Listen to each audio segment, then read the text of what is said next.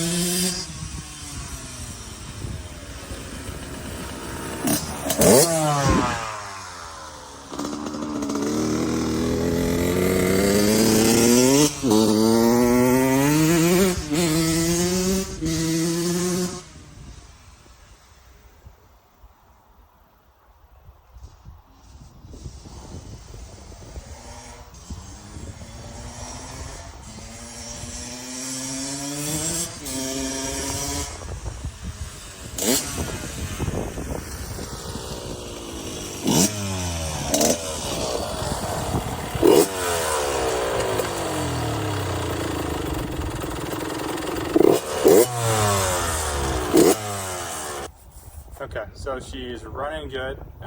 What we need to do next is just carb tune, a few other things.